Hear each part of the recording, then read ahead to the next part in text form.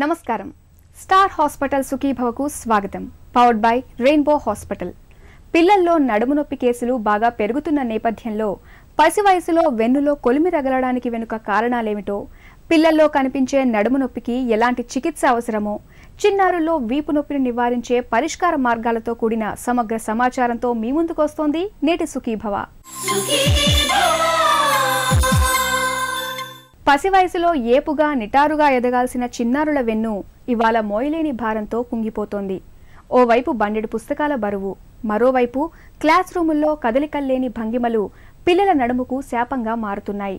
వీటికి తోడు జంక్ ఫుడ్ని అతిగా తీసుకోవటం, కాల్షియం కొరత, డి విటమిన్ లోపం, ఇవన్నీ చిన్నారుల్లో నడుము నొప్పికి తమ వంతుగా ఆజ్యాన్ని పోస్తున్నాయి. ఇక అధిక బరువుతో వెన్నుకు ఎటూ చిక్కులు ఉంటాయి. పిల్లల్లో నడుము నొప్పి కేసులు బాగా పెరిగిపోతున్న నేపథ్యంలో పసి వయసులో నడుము నొప్పికి ఎప్పుడు చికిత్స అవసరమవుతుందో, చిన్నారుల వెన్ను ఆరోగ్యం విషయంలో ఎలాంటి జాగ్రత్తలు తీసుకోవాలో ఇప్పుడు తెలుసుకుందాం.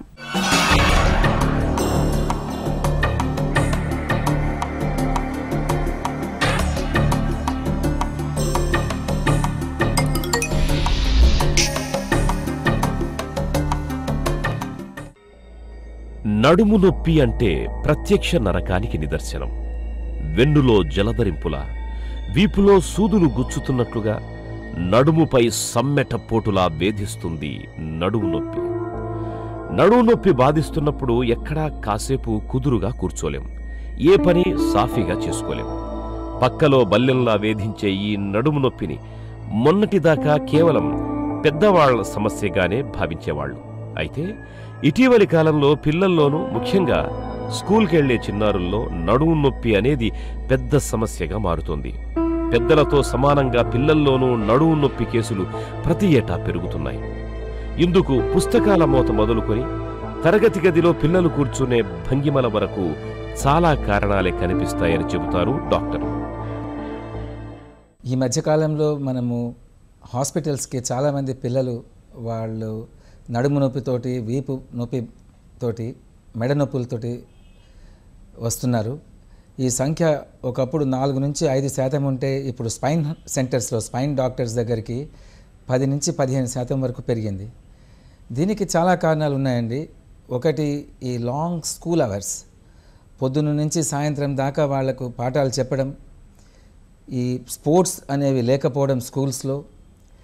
అదేవిధంగా ఈ పిల్లల్ని స్కూల్ అవర్స్ తర్వాత ట్యూషన్స్లో పెట్టడం, ఇలాగ 10-12 గంటలు చిన్న చిన్న పిల్లల్ని స్కూల్స్లో చదివించడం వలన వీళ్లకు నడుము వంగి, మెడలు వంగి చదవడం, కంటిన్యూస్గా మెడ నడుము వంచి చూడడం వలన కూడా వీళ్లకు ఈ నడుము నొప్పులు వస్తున్నాయి.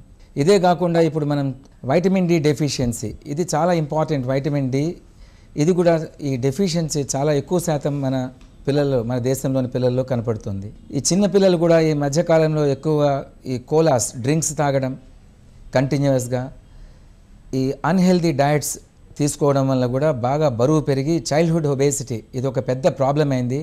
సో చిన్నపిల్లలు బరువు పెరగడం వల్ల కూడా ఈ ప్రాబ్లమ్స్ వస్తున్నాయండి. ఇదే కాకుండా ఈ స్కూల్ బ్యాగ్స్ రోల్ చాలా ఉంటుందండి. ఈ చిన్న పిల్లలు అతి లేత వయసులో 3వ క్లాసు 4వ క్లాసు పిల్లలకు కూడా వాళ్ళ బరువుని మించి 2 ఇంతల బరువు ఉన్న స్కూల్ బ్యాగ్స్ని మన స్కూల్ యాజమాన్యం ఇస్తుంది. అది కంపల్సరీ చేస్తున్నారు.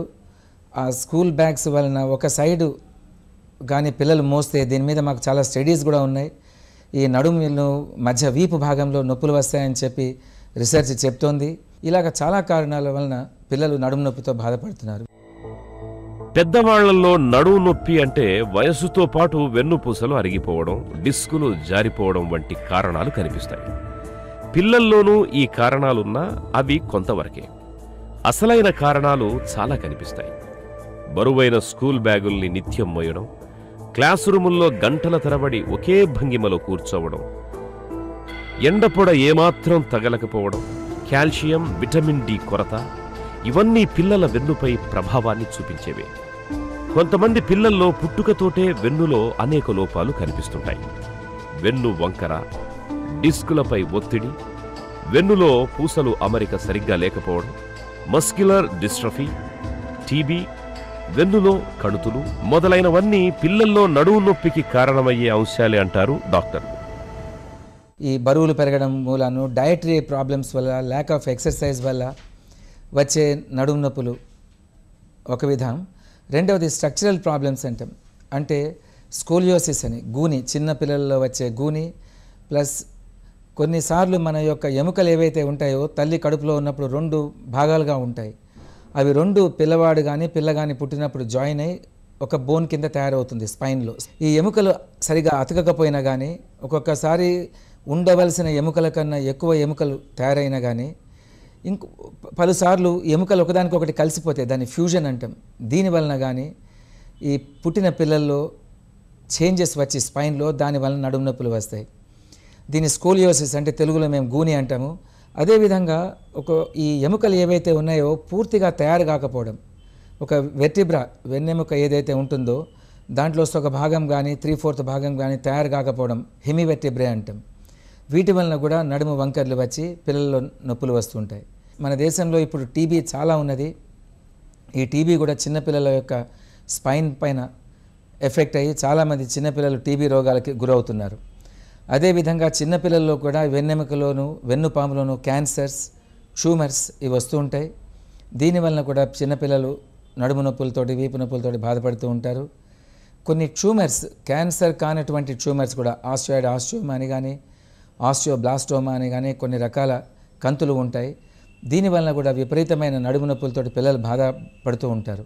ఇదే కాకుండా మైలోసీల్, మెనింగోసీల్ అని ఉంటాయి. ఇది పుట్టిన రోజే ఒక పెద్ద కంతిలాగా నడుములో కింద భాగంలో కానీ మధ్య భాగంలోనే కనపడుతుంది.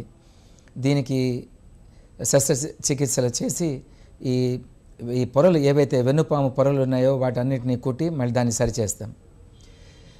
ఇదే కాకుండా 4-5 ఏళ్ల వయసులో వచ్చే కండిషన్స్ కూడా ఉంటాయండి. దీన్ని స్పాండైలోలిస్థీసిస్ అంటాం. అంటే వెన్నెముక యూజువల్లీ కింద భాగంలో ముందుకు జరిగిపోతుంది.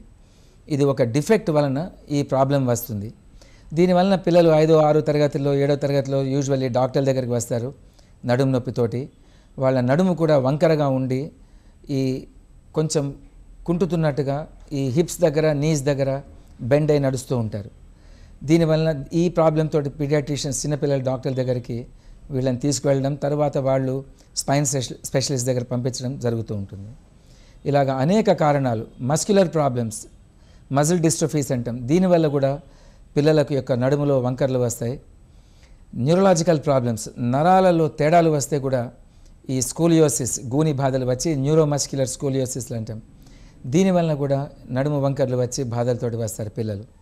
అదేవిధంగా చిన్నపిల్లల్లో యాక్సిడెంట్స్ అయినా కూడా ఈ నడుము ఎముకలు విరిగి ఫ్రాక్చర్లు అయ్యి దానివల్ల కూడా వయస్సుతో పాటు మెల్లమెల్లగా స్పైన్ వంకర అవ్వడం, దీనివల్ల కూడా నడుము నొప్పులు రావడం, ఇట్లా అనేక కారణాలు. పెద్దవాళ్లలో వచ్చే నడుము నొప్పుల కారణాలన్నీ కూడా పిల్లల్లో కూడా కనపడుతుంటాయి.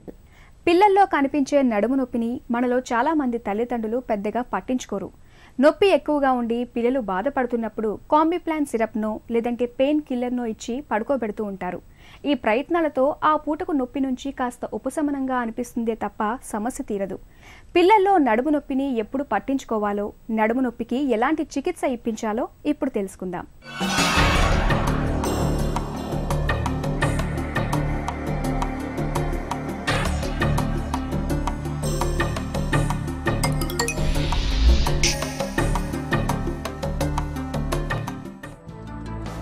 పిల్లలు తరచుగా నడుము నొప్పి అని చెబుతున్నప్పుడు ఆలస్యం చేయకుండా తగిన పరీక్షలు చేయించడం మంచిది.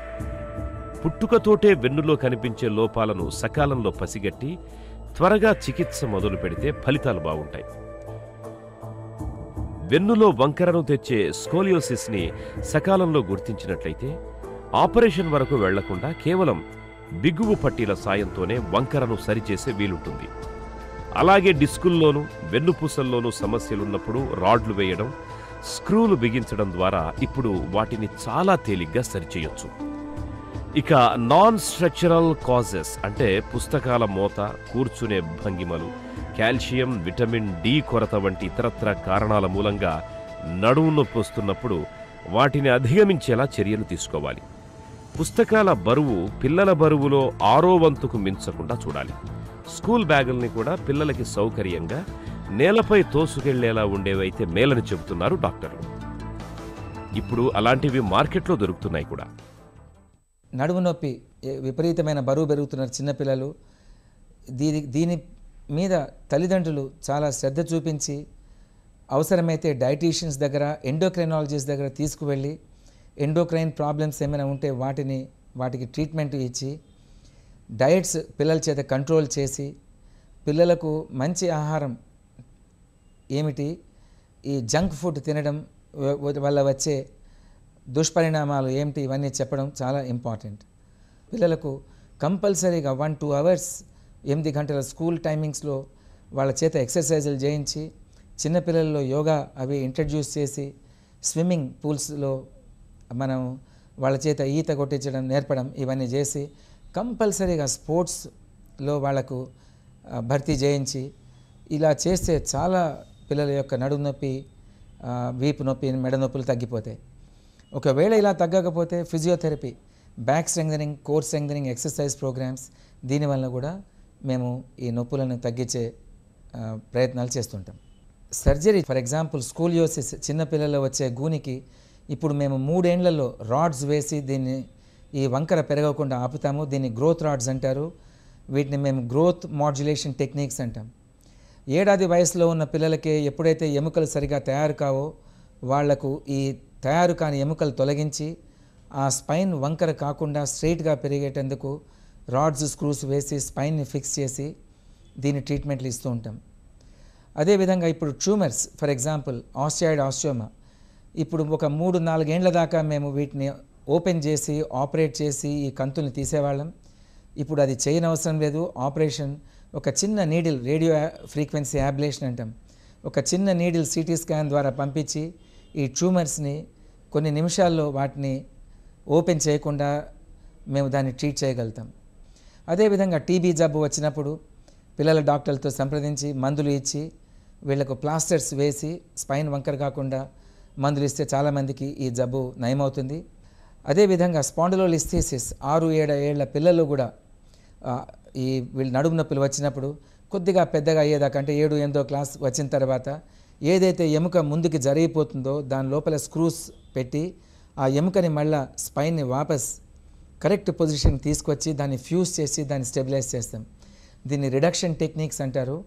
ఈ టెక్నిక్స్ జాగ్రత్తగా ఇప్పుడు మా దగ్గర స్పైనల్ కార్డ్ మానిటరింగ్ అని, అంటే ఎప్పుడైతే స్పైన్ ఆపరేషన్స్ చేస్తుంటామో అప్పుడు ఈ నరాలని మేము కంటిన్యూస్గా ఎలాగైతే ఈసీజీ తీస్తామో అదేవిధంగా ఈ నరాలను మానిటర్ చేస్తూ జాగ్రత్తగా ఈ వెన్నెముకని మళ్ళీ సెట్ చేసి ఆపరేషన్ చేసి వీటిని కరెక్టివ్ సర్జరీస్ అంటాం, ఇవన్నీ చేస్తూ ఉంటాం.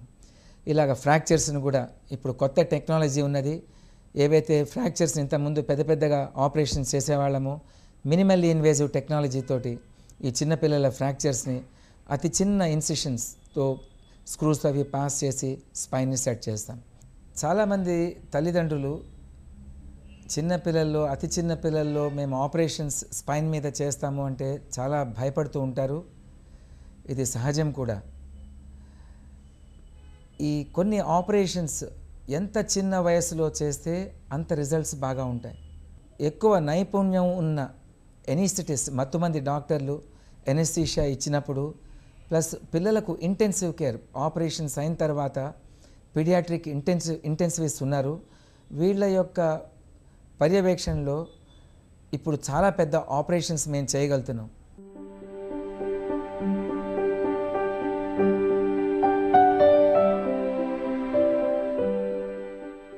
ఒక పచ్చటి మొక్క ఏపుగా ఎదగడానికి సారవంతమైన నేల, చాలినంత నీరు, తగిన సూర్యకాంతి ఇవి మాత్రమే చాలు. దాని కాండం కూడా బలంగా, దృఢంగా ఉండాలి. అప్పుడే ఆ మొక్క పచ్చగా, ఏపుగా, నిటారుగా ఎదుగుతుంది.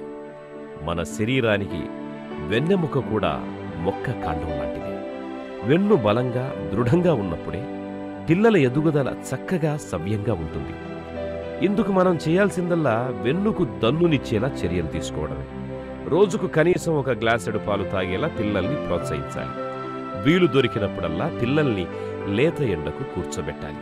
ప్రతిరోజు కాసేపైనా వ్యాయామం చేయించాలి. వెన్నులో గూనిని తెచ్చిపెట్టే స్కోలియోసిస్ వంటి లోపాలని ముందుగానే పసిగట్టి తగిన చికిత్స ఇప్పించాలి.